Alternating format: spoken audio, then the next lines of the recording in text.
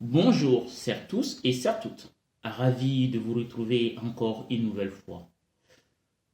Lors de la précédente vidéo, nous vous avions donné rendez-vous pour poursuivre nos études Touareg. Cependant, l'actualité nous oblige à, à aborder un autre sujet et nous vous présentons nos excuses. La vidéo d'après sera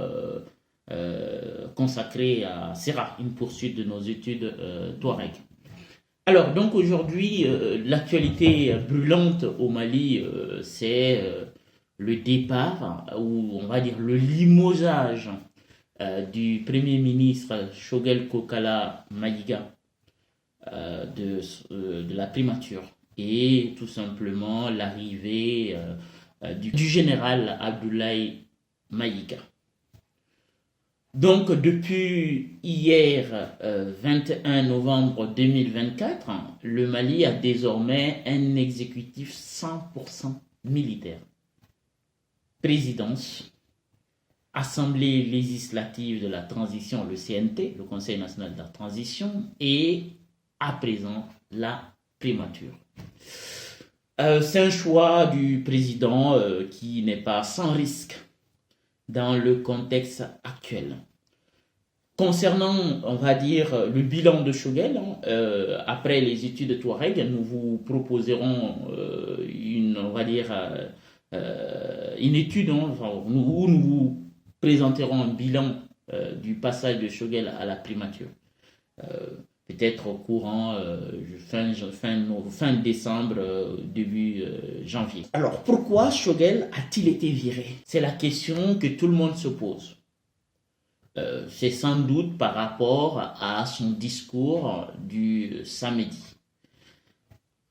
Mais quel élément dans ce discours, en fait, a pu tout simplement mettre le président en colère? C'est parce que Choguel a rendu public, si vous voulez un secret bien gardé de l'équipe présidentielle, c'est-à-dire les dessous des préparatifs de l'élection présidentielle. Parce qu'en 2025, en tout cas sauf cas de force majeure, en tout cas le Mali s'achemine vers une élection présidentielle.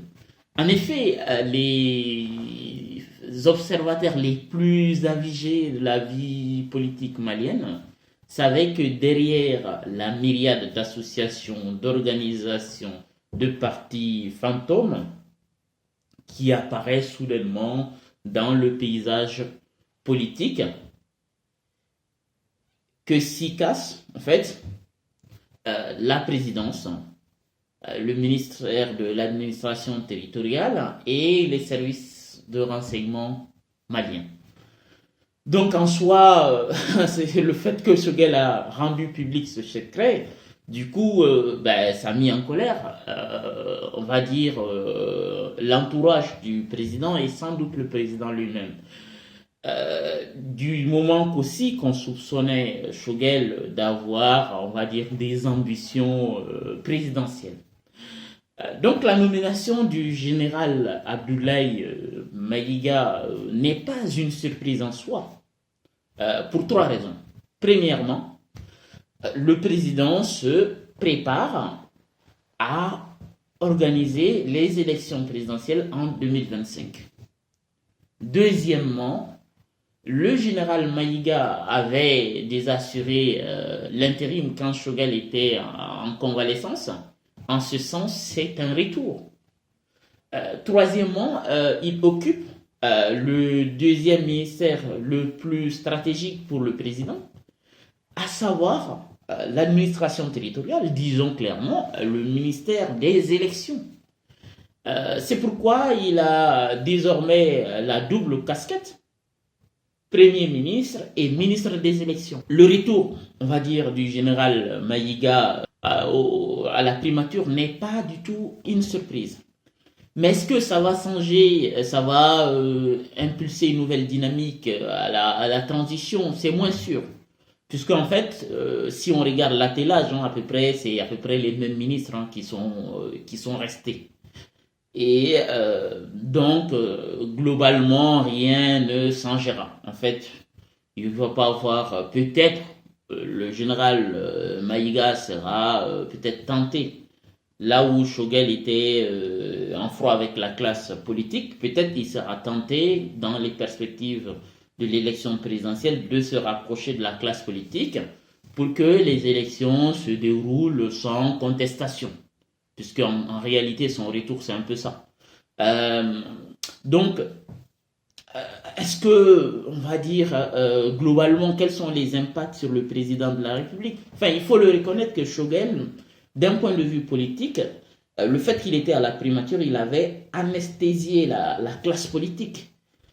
Du coup, la classe politique, les militaires, ils ont pu être tranquilles, j'ai envie de dire, pendant ces 4 années. C'est parce que Choguel était à la, disons clairement les choses, parce il était à la primature. En fait, le fait que Choguel soit à la primature, ça a permis tout simplement aux militaires de se consacrer à la chose militaire, c'est-à-dire à la question sécuritaire. Mais peut-être que dans les prochains mois, ils vont avoir des difficultés sur le plan politique. Et donc, en tout cas, les nuages s'amoncellent dans le ciel malien, en fait. Enfin, on va dire les nuages on va dire, d'un orage, d'un puissant orage. Est-ce que le président Assimi saura-t-il résister? Est-ce qu'il va pouvoir survivre? Ça, c'est une grande question. En tout cas, il va y avoir beaucoup de mouvements dans les prochains mois et peut-être même, pas peut-être avant les élections, mais sans doute après les élections. Puisque Ibeka, enfin, on sait il avait été réélu, mais enfin, vous voyez ce qui s'est passé plus tard. Donc, l'élection d'un président au Mali, ça n'empêche pas les contestations.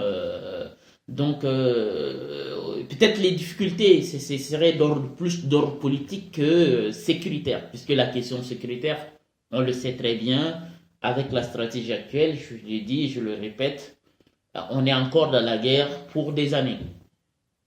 Donc, voilà, sur ce plan, il ne va pas avoir beaucoup de changements.